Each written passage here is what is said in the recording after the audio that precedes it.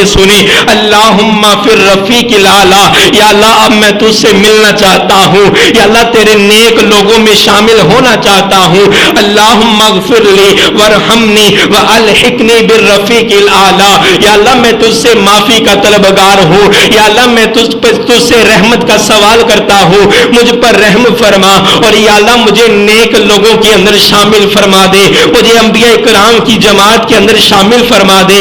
یا اللہ مجھے اب اپنے پاس بلا لے. یہ الفاظ تھے. حضرت عائشہ صدیقہ رضی اللہ تعالی عنہا فرماتی ہے آقا کی نظر مبارک اسی طرح چھت کو لگی ہوئی ہے، چھت کی طرف دیکھ رہے ہیں اور یہ پڑھ رہے ہیں اللہم اغفر لی وارحمنی والحقنی بالرفیق الاعلی.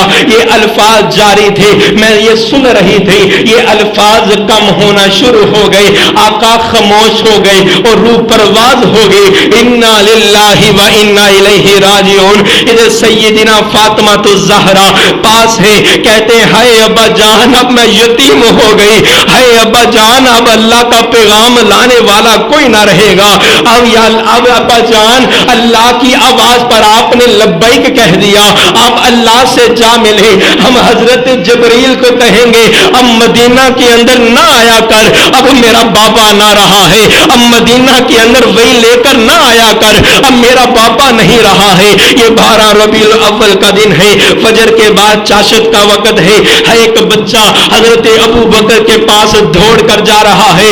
ابو بکر میری بات سنو. فرمایا کہ بچہ کیا ہو گیا ہے؟ اے یتیم بچے ذرا سنا.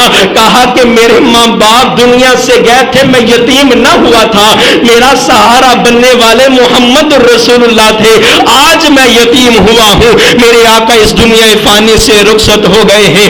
فرمایا کہ حضرت انس رضی اللہ تعالی عنہ بیان کرتے ہیں میں نے مدینہ کے اندر دیکھا روشنی تاریک کے اندر بدل گئی ہے. حضرت عائشہ صدیقہ فرماتی ہیں مدینے کے اندر اندھیرا چھا گیا اور حضرت عائشہ صدیقہ نبی کریم صلی اللہ علیہ وسلم کی ازواج مطہرات آنکھوں سے آنسو جاری ہے. مدینہ مسجد نبوی کے اندر صحابہ رو رہے ہیں اور اسی طرح رسول اللہ صلی اللہ علیہ وسلم کے پیارے صحابی مؤذن رسول حضرت بلال حبشی رضی اللہ تعالی عنہ مدینہ سے باہر جا رہے ہیں. حضرت ابو بکر کو پتا چلا، حضرت ابو بکر حضرت بلال کے پیچھے. حضرت بلال اب کہاں جا رہے ہیں؟ حضرت بلال مؤذن رسول ہے، اللہ کے رسول کی نشانی ہے. فرمایا کہ ابو بکر اب مجھے روکنا چاہتا ہے، مجھے یہ تو بتا امیہ سے خرید کر اپنے قبضے میں مجھے رکھا تھا کہ اللہ کے راستے میں وقف کر دیا تھا؟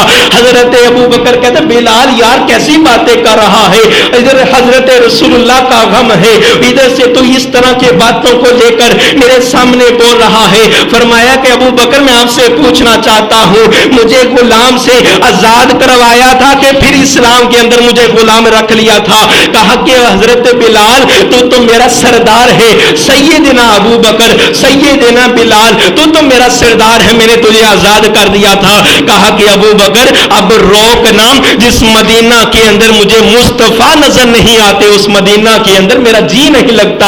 اب میں حبشہ کی طرف جا رہا ہوں. حضرت رسول اللہ صلی اللہ علیہ وسلم پر کفن دفن کا انتظام ہوا. صحابہ آتے اللہم صلی علی محمد وعلی آل محمد، آقا پر درود و سلام پیش کرتے. پھر آقا کو جب دفن کر کے سیدنا انس رضی اللہ تعالی عنہ آقا کے حجرہ کے اندر آئے. سیدنا عائشہ فرماتی ہیں انس تیرا کیسے دل کیا آقا کو، آقا کے مبارک جسم پر مٹی ڈالنے کو تیرا کیسے دل کیا؟ حضرت عائشہ صدیقہ حضرت فاطمہ الزہرا حضرات وہ 12 ربیع الاول کا دن تھا. آقا کے سارے جانثار رو رہے تھے، میں کس طرح خوشی مناؤں؟ آقا کے جانثار رو رہے تھے، میں کس طرح گلیوں کو سجاؤں؟ آقا کے جانثار رو رہے تھے. مدینہ کے اندر طریقی کا عالم تھا، میں کیسے اپنی گلیوں کے اندر لیٹنگ کروں؟ حضرت رسول اللہ صلی اللہ علیہ وسلم کے آنے کے مقصد کو پورا کیا جائے وہ اللہ کا قرآن ہے. وَاعْتَصِمُوا بِحَبْلِ اللَّهِ جَمِيعًا، اللہ کی رسی کو مضبوطی سے تھام لو. یہ قرآن پر عمل کرنا یہ رسول اللہ صلی اللہ علیہ وسلم کا یہ مقصد حیات ہے.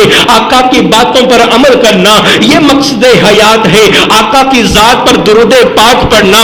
آج 12 ربیع الاول ہے, 300 مرتبہ درود پاک پڑھیے گا. آقا کی ذات پر کثرت کے ساتھ درود پاک پڑھیے گا.